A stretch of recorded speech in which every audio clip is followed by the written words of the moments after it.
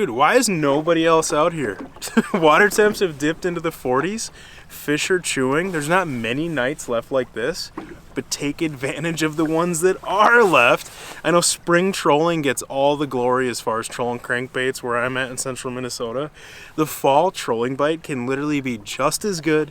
You might have a better shot at a big one, just as many numbers, and there's nobody out here doing this. What are you doing? Get out here.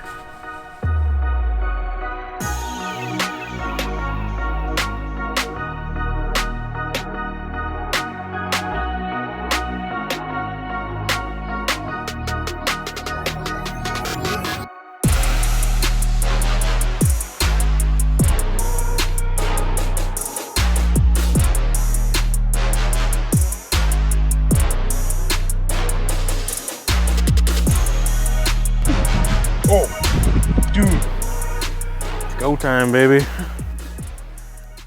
We grabbed a whole bunch of fish while we were trolling and stopped to try to cast at them, and that didn't work. And it's like, let's just start trolling again, and 30 seconds later get whacked. So I guess we should have just stuck it out. Here he's coming on the surface. Feels like a little yummy one. It is a little yummy one. Well, number 5 shad wrap to the face. And we're gonna add him in there. Oh, he's not gonna let me hold him cool. We're gonna add him in there with a buddy. Oh, just about hooked you. Everything is difficult at night. Can't see anything, can't hear anything, can't feel anything. And trolling is just easier than casting and getting line wrapped around your tip and whatever. I'm using a little number 5 shad wrap. We're fishing shallow. I only have to throw this thing back 40 feet and it'll run 7 feet deep. I'm only going about 1.5 miles per hour. And I'm using a little shad wrap just so I get a little bit more aggressive action, even when I'm going really slow. The water's 48, but they seem to like that little bit of wobble right now. That tiny profile, and it's cool only having to throw it out 40 feet behind the boat. But we're running original floaters, number 5 shad wraps right now, and as soon as one of them catches 2 fish to none, we're gonna switch them both. Oh. Yep. You got him. Attaboy. What did we have? Nice.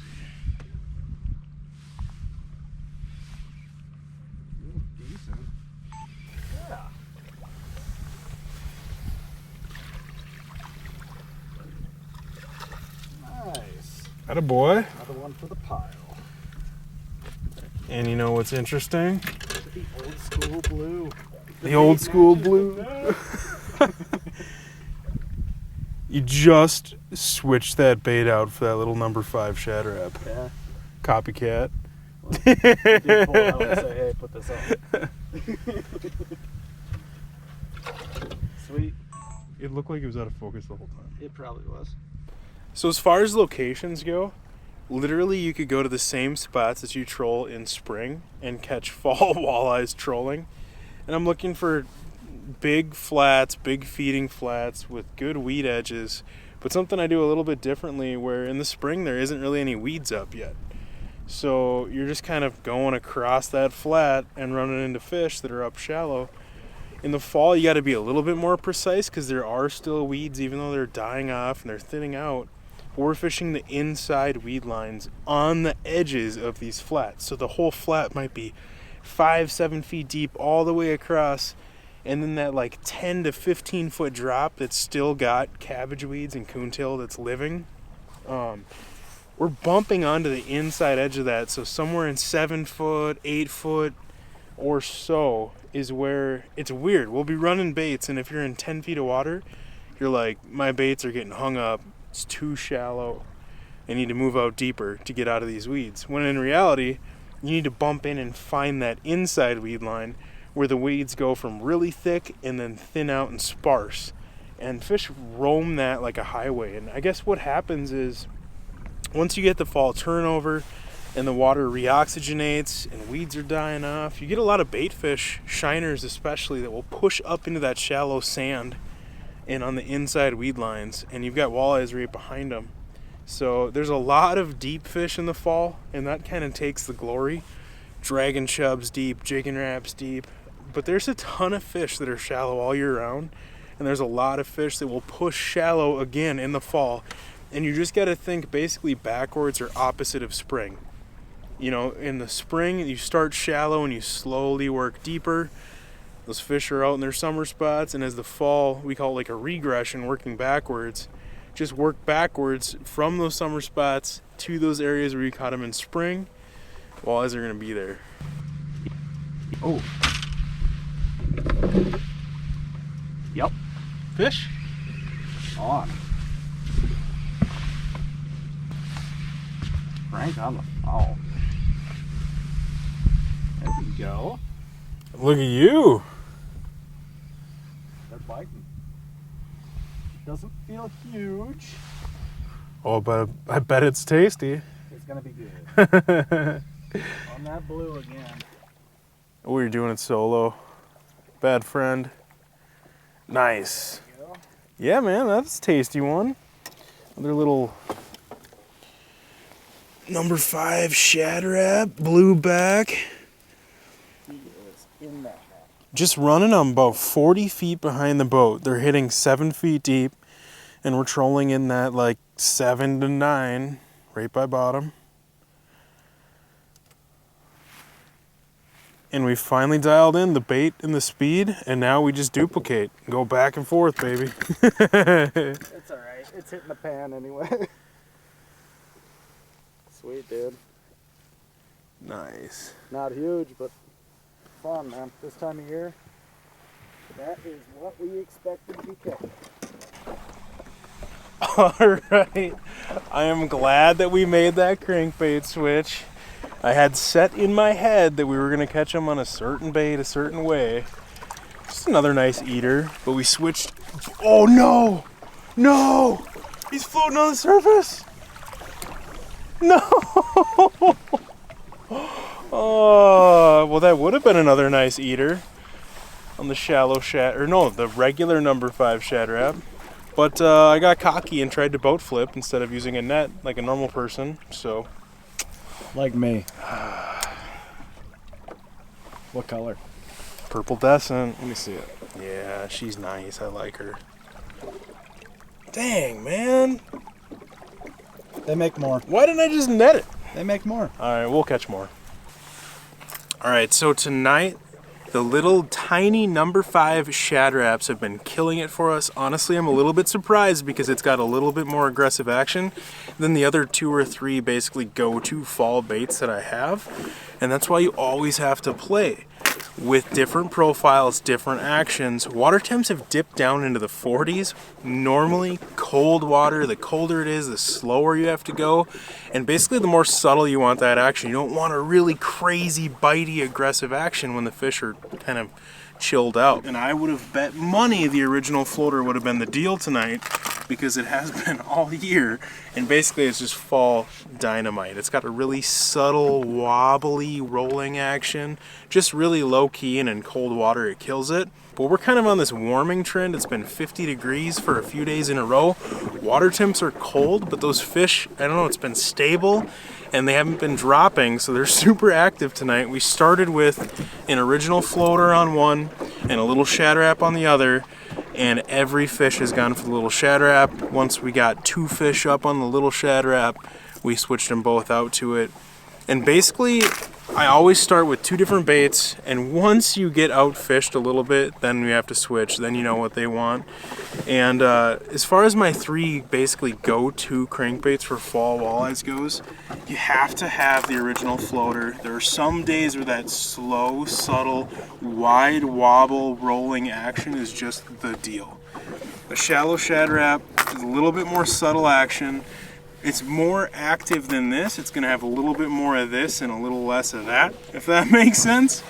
But it's going to have less action than these little shad wraps. And the cool thing with these tiny little number 5 shad wraps, all 3 of these baits will run in that 4 to 9 foot range, With these, we only have to send them back 40 to 45 feet behind the boat to hit 7.5 feet of water.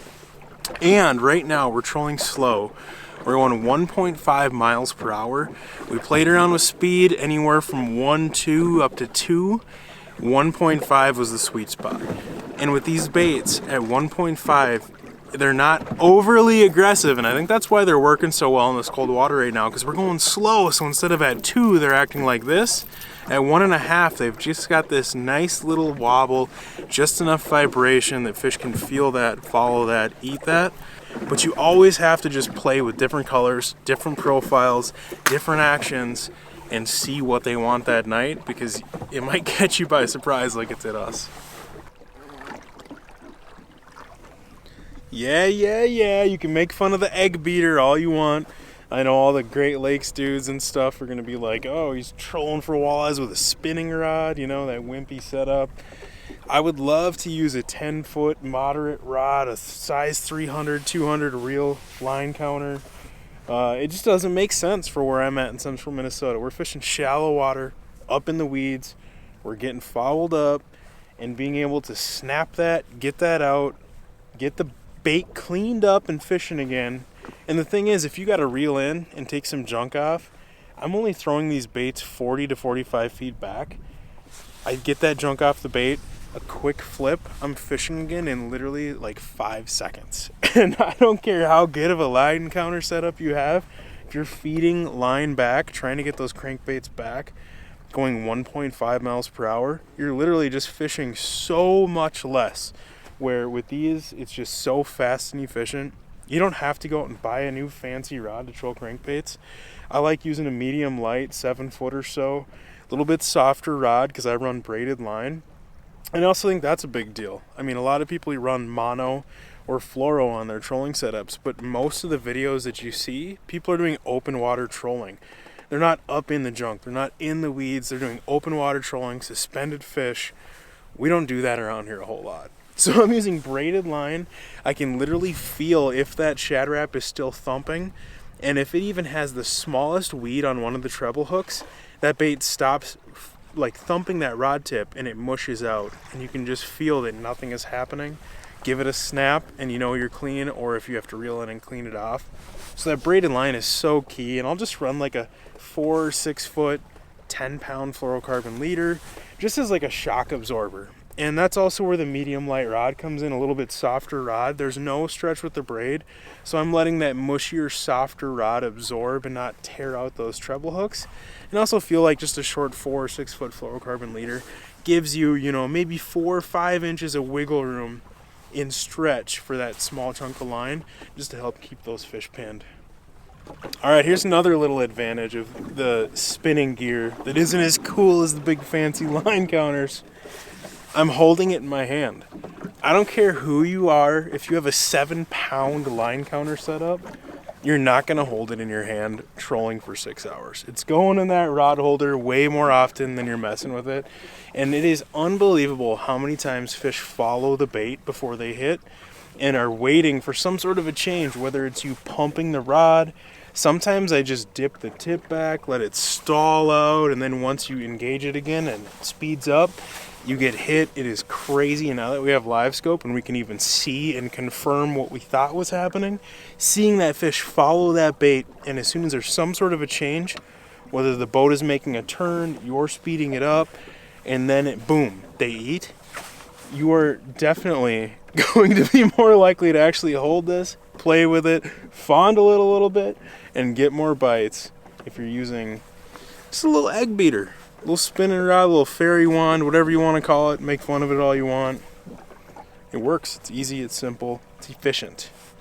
I know it's cold. I know it's windy. It's easy to stay at home and sit on the couch and stay bundled up watching football. But we're going to be drilling holes for the ice in just a matter of a couple of weeks. The fish are still biting right now, and you might be the only one out there that's even targeting them. So get out there while you still have the chance. We're going to head home now and clean up your fish.